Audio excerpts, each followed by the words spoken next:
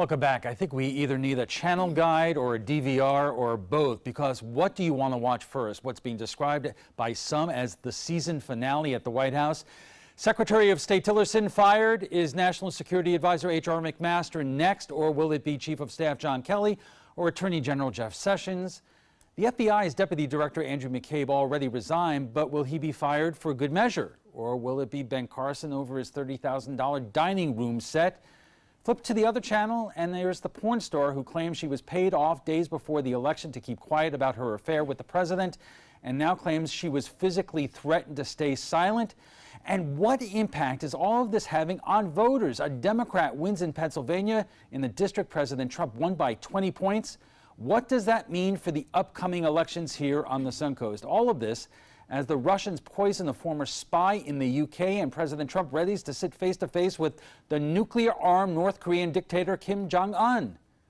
Joining us for more is State Representative Julio Gonzalez, Mitch Perry, political reporter for WMNF Radio, and joining us by Skype, Democratic political strategist Steve Schale. Thank you all for joining us tonight. And Representative, let me start with you, because on a whole host of issues, you probably agree and support the president, whether it's on regulation, taxes, and so forth. But how does someone who's running for office and other Republicans on the Suncoast deal with all these stories which are not made up? You know, there is somebody called Stormy Daniels. There's been a subpoena that was issued to the Trump Organization this week, and all the chaos going on at the White House. Well, I'm going to take some issue with the claim that it's not all made up.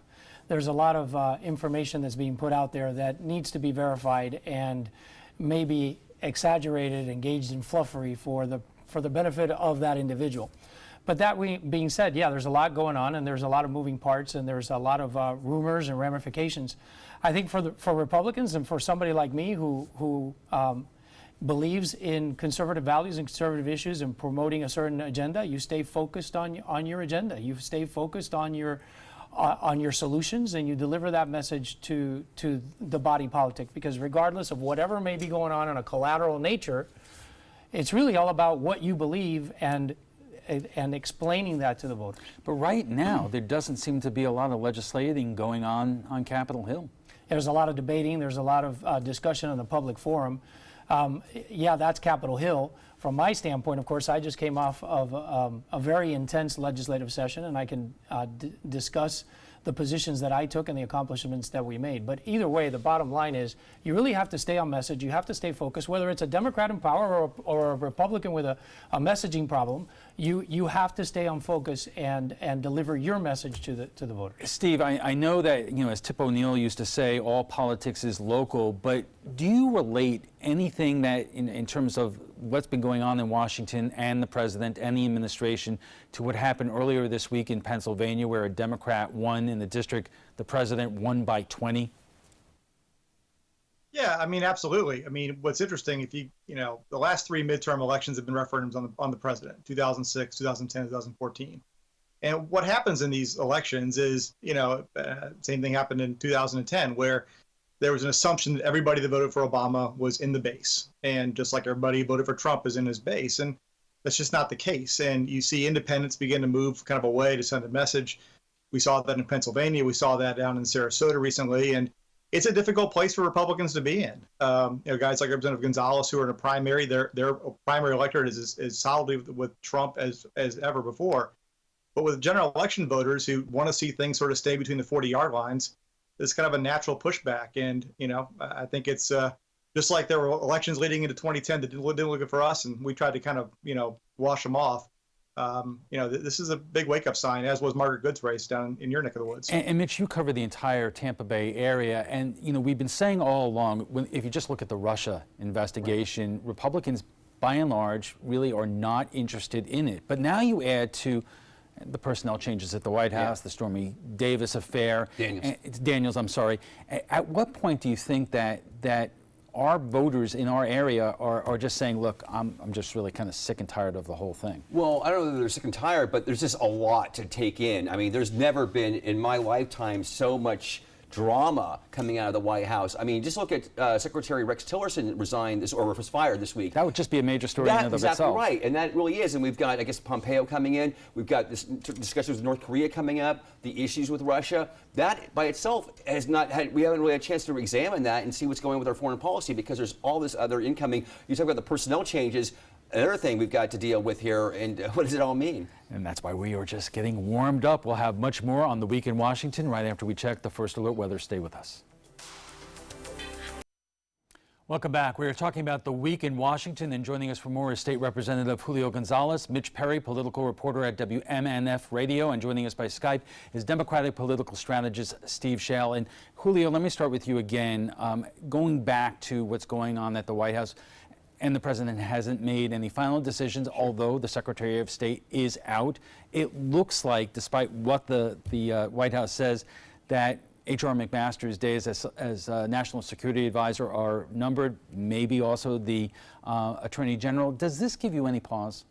Well, it's a loaded question. There's so many angles to it. For me as a candidate, it doesn't give me any pause because, like I said in our previous segment, I got to concentrate on my message. I got to concentrate on my ideas, studying the issues, and make sure that I give the best arguments that I possibly can for solutions for our country. From the standpoint of the White House, yeah, I think it does have a tendency to affect the goings on within the White House, and it has a tendency to affect the stability. On the flip side, of course, the president has to be totally comfortable with his cabinet. And this president's strength, which was not being an insider, is probably one of the things that he's had to struggle with, because he didn't have this political machinery that came in with him and could immediately fill in the voids. And it would be predictable that somebody who came in the way that he did would have to make some changes before he felt comfortable. Also appear to be a lot of lurching from A to B that is uninvolved with the actual policy and policy initiatives?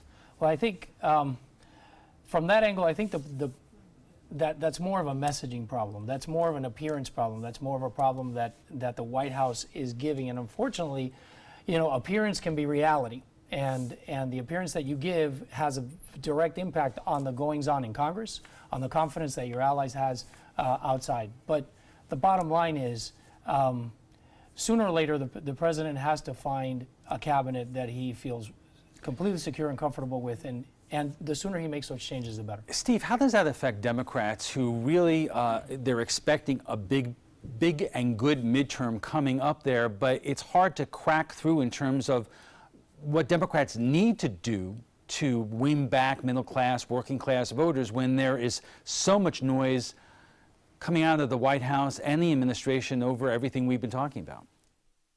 Well, first, just on the White House question, I mean, to your question to Representative Gonzalez, I mean, the reality is that these changes really do create problems for governing. You know, the federal government is a huge machine. I had a lot of friends that worked in the White House and worked in administrations. And when there's inconsistency at the top and when there's uncertainty about the direction, it's really hard for people from the, you know, from the top level right down to your, you know, assistants who work in small agencies to know what to do. And so, frankly, just for the sake of governing, I hope that the president begins to find some people he can trust. I mean, for Democrats, all we can do is control the things we can control: recruiting good candidates, folks like Connor Lamb, folks like Margaret Good, having those candidates raise money, you know, drive a strong message, and just prepare for it, because you know it's impossible to deal with the reality show that is the Trump White House in any way. All you can do is get ready for the elections. So, Mitch, you've been following how the Democrats are basically flooding the field all over the Tampa Bay area in every state rep, state house race, congressional race. Yeah. They're expecting it. You know, we keep on hearing about a tsunami around the country. A blue wave, yeah. But do you see, you know, these Democratic candidates really making inroads here in areas that have not traditionally been friendly to Democratic candidates? Well, that's a good question. Like, because say down here in Sarasota, where you've got David Shapiro running against Vern Buchanan, who's been here for a decade, the Democrats think they have a chance here, but it's probably not as realistic as some other places. It's going to be interesting to see, you know, how when it gets closer to November, if Shapiro can really have some life here. But Democrats are energized. They have been since the day after the election a year and a half ago. This doesn't help. I mean, this chaos at the White House, look, we have changes in administrations all the time. Cabinet members do go in and out, but not so many after 14 months. This is kind of unprecedented. You mentioned H.R. McMaster. I really feel for this guy. I heard the story today is like, well, he may be fired soon, but the president doesn't want to embarrass him, so he's not going to do it now. I mean, just the fact that we're talking about this, it's embarrassing. Rex Tillerson was on death row for months. Jeff Sessions still has a job, but for when? We heard today that Scott Pruitt may be ready to move in on that, the EPA secretary. So it really needs, I think, for all of us as Americans following our government, it would behoove us to have some stability there. And that's part of all what's going on. And of course, the president is kind of all over the place when it comes to saying things like gun control, right? When we had this discussion a couple weeks ago about that, when he sat down with the bipartisan members of Congress, talking one thing, and then a couple of days later saying, there's no way we can pass some of these rules, so let's go ahead and just be minimalist. And Julio, let me ask you, the congressional district that you're running for, the president won overwhelmingly in 2016. Congressman Rooney won it overwhelmingly, but when you look then what happened up in Pennsylvania, where no one would ever suspect a Democrat could win that kind of district, does that give you pause down here? Well, look, you always run as if you were 20 points behind. So does it give me pause? No, because I'm going to run as if I'm 20 points behind. I have to give it every effort that I possibly can.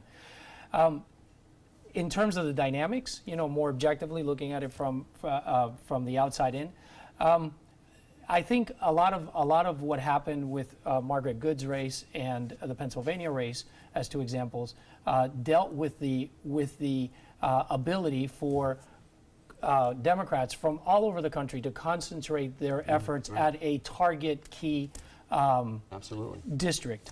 And even though that does build momentum, and I'm sure Steve will agree that this is really a momentum builder thing for the Democrats going into the midterm, you can't possibly devote those resources into highly red-leaning state districts as you could during a special election. So, Steve, let me ask you about that, because Democrats aspire this time in terms of the Vern Buchanan congressional district, and you see some of these Cook reports and other organizations basically saying it's moved it from a safe Republican seat to a likely Republican seat. Also, with Rooney's district, is it an unfair comparison to look at these congressional districts and then look at what happened in Pennsylvania, or even the special election in House 72? Well, I think it's too early to know. I mean, you take the Buchanan seat. I mean, David's a good friend, and he actually was a candidate in '06 when I ran our House caucus when we elected Keith Fitzgerald the first time.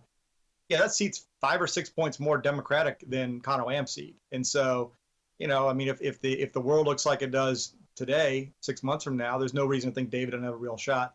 I think the seat that Julio is running for is a little bit different. I think that's even more Republican than the seat in Pennsylvania, which is probably the upper end of what could be in play.